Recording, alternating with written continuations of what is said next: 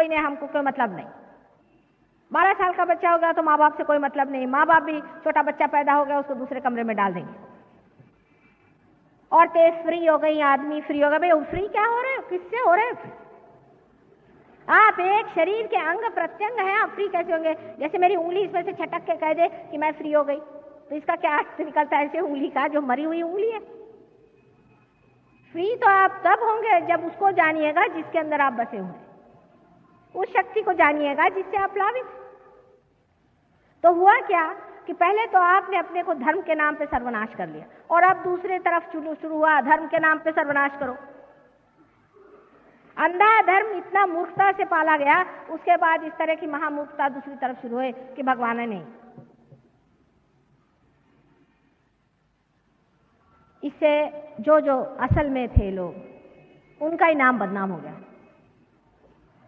माने लोग सब कहते हैं ईसा मसीह भी नहीं थे, और ईसा मसीह थे तो वो ठीक आदमी नहीं थे।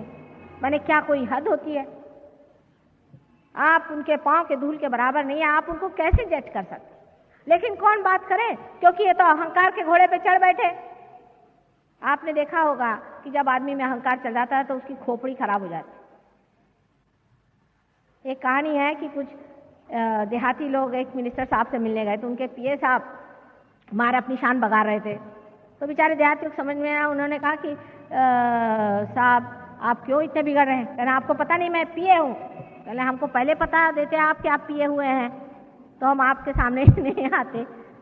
तो जिसके ईगो चढ़ जाता है वो पिए हुए आदमी जैसा था, उसको समझ में नहीं आता है। उसके पास अगर सत्ता हो गई तो उसको तो ऐसा लगता है कि वो घोड़े से भी जल्दी चल रहा है।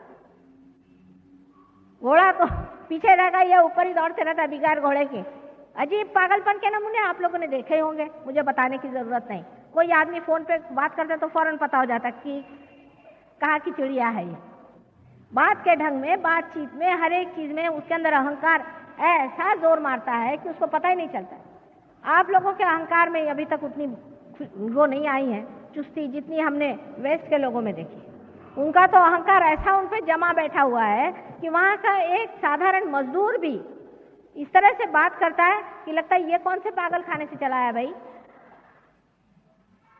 वहां तो नम्रता नाम की चीज किसी को मालूम नहीं। सुबह से शाम गाली गलौज के सिवा बात ही नहीं करते।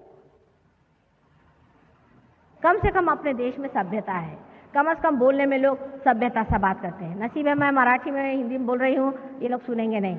हालांकि वो खुद ही कहते हैं, मुझसे कहते हैं माँ हमारे अंदर कलोसल ईगो आ गया है, हम कहीं नेपोलियन तो नहीं थे पहले जन्म में। इसलिए समझ लेना चाहिए कि एक तरफ तो हम बहते बहते चले गए एक साइड में अंधश्रद्धा में, और दूसरी तरफ हम बहते बहते चले गए अहंकार। दोनों भी चीजें असलियत से दूर है। हर एक चीज का जो इसेंस होता है, जो तत्व होता है, बीचों बीच होता है। हमारी भी पीठ की रीढ़ की हड्डी बीचों बीच रहना, मध्यगा, उसी में शक्ति होती है। क्या हमारा हाथ भी टूट जाए तो फर्क नहीं पड़ेगा, लेकिन हमारी रीढ़ की हड्डी टूट जाए तो हम जी भी नहीं सकते। इसीलिए जो इंसान एक्सट्रीम्स पे चलते हैं, अब पैसे के लिए भागना शुरू हुआ तो पैसों के लिए भाग रहे। अरे भाई उसकी भी कोई हद होती है या क्या? आखिर तुम्हें क्या खरीदना है? क्या हेलीकॉप्टर खरीदना है? पैसे के पीछे भागेंगे तो इस हद तक कि देश भी बेच दो, कोई हद नहीं। पैसा है ना, पैसे की इज्जत होती। और कोई पैसे की इज्जत नहीं होती। सब लोग जानते हैं कि एक कोई भी ऐसा आदमी हो जो इस तरह का है, वो सिर्फ मुंह देखी इज्जत करता है इंसान।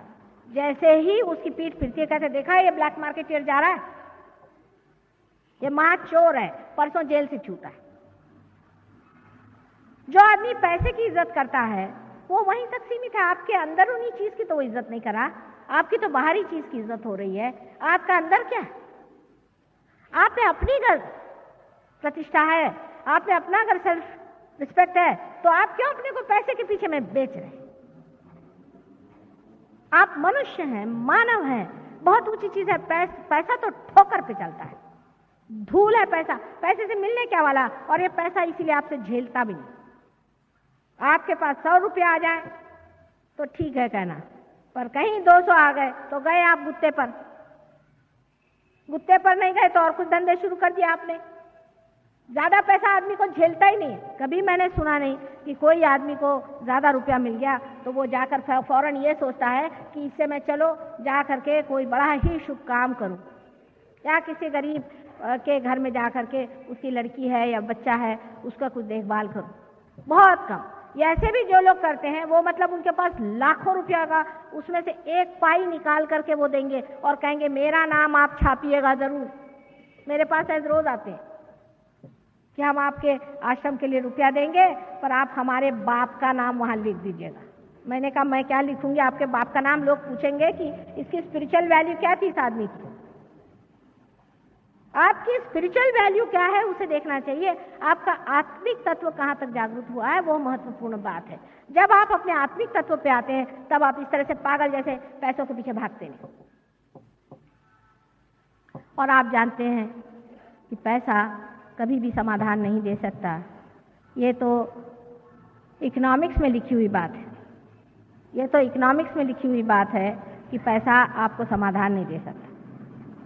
You please be seated because even if I am not speaking in English, you expose yourself to me. Just sit down like that. Doesn't matter. You see, so many people listened to me in English yesterday patiently because they realize it is the exposure to mother is important and not what she speaks.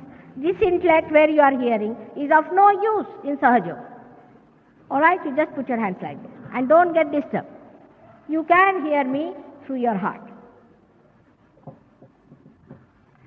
तो आपकी जो असलियत है उसकी इज्जत करिए। जो आपके अंदर बसी हुई परमात्मा की देन है उसकी आप इज्जत करिए और तब आप किसी एक्सट्रीम पे नहीं जाते। सत्ता के पीछे में आजकल आप देख रहे हैं अपने देश में कि लोगों में जरा भी किसी भी प्रकार की स्टेबिलिटी नजर नहीं आती क्योंकि उनमें अपने में उनको विश्वास नहीं रह गया। उनको यही नहीं समझ में आ रहा है कि क्या करें, बौखला गए। उनका बेस ही कोई नहीं रह गया, कोई उनके तत्व नहीं रह गए क्योंकि वो तत्व से बहुत दूर चले गए हैं और उस तत्व के दूर जाने के लिए उनको कोई भी घबराहट नहीं होती क्योंकि उनका अहंकार उससे पूरा होता है। इसका फायदा बहुत लोग उठाते हैं। इस तरह के जो लोग डामाडोल होते हैं उनका बहुत लोग फायदा उठाते हैं। अब आप कहिएगा कि माता जी आजकल तो सभी लोग इसी प्रकार के अपने देश में हो गए हैं। सबका जो है वो अहंकार इतना बढ़ गया है कि लोग किसी भी तत्व में विश्वास नहीं करते। नहीं करेंगे तो भुगतेंगे। जो मनुष्य अपने तत्व में विश्वास नहीं करता वो भुगतेगा। हर एक ने भोगा है और जो नहीं करेंगे वो सब भोगेंगे। हिटलर अपने को समझता था कि वो दुनिया को नचा देगा। उस जमाने में तो उसको ऐसा लगता था कि वो जो करे सो कायदा। उसका उन्होंने तो भोगा ही, उनके सारे देश ने भोगा और आज तक भोग रहे। इसलिए याद रखना चाहिए कि पहले ये मैं कहूँ कि तुम बेटा भोगो, बेहतर मैं ये कहूँ कि तुम अपना जो आनंद है उसे भोगो, अपना जो सुख है उसे भोगो, अपना जो तत्व है। ये भी एक शान की चीज है कि आदमी अपने तत्व पे खड़ा है। इससे बढ़ के और क्या शान हो सकती है? आपके पास 4 मोटरें नहीं हो तो क्या फर्क पड़ने वाला है? उससे क्या आपका चला जाने वाला है? लेकिन कम से कम दुनिया में लोग ये तो कहते हैं कि तत्व के आदमी हैं। अगर है दुनिया में तो ये तत्व के आदमी हैं। ऐसे तो 1000 खटमल पैदा होते हैं और मर जाते हैं। आप अगर वाकई में कोई इंसान है तो अपने तत्व पे आपको रहना चाहिए। और जब आप अपने तत्वों पे रहते हैं तो बहुत से लोगों का ये भी उसमें गड़बड़ हो जाता है कि बड़े तत्वनिष्ठ हुए तो सबको सोचते हैं डंडा मारते फिरो।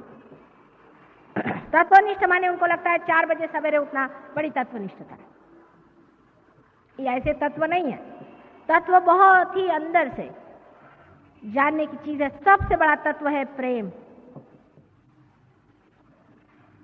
सबसे बड़ी ऊंची चीज है प्रेम। और जिसने इस तत्व को नहीं पहचाना वो बाकी के जो दिखाऊ तत्व है जिससे आप दुनिया भर की गर्दन घोटते फिरिए। आपको उपास करना है, उपास करते रहिए। दुनिया भर को आप क्यों स्काउट बनाए हुए हैं? सारे दुनिया भर को स्काउट बनाने की क्या जरूरत है कि सबको आप गर्दन घोटे हुए हैं? अपने यहाँ ऐसे भी बहुत सारे लोग निकल आए हैं कि सबका जीवन मुश्किल कर दें।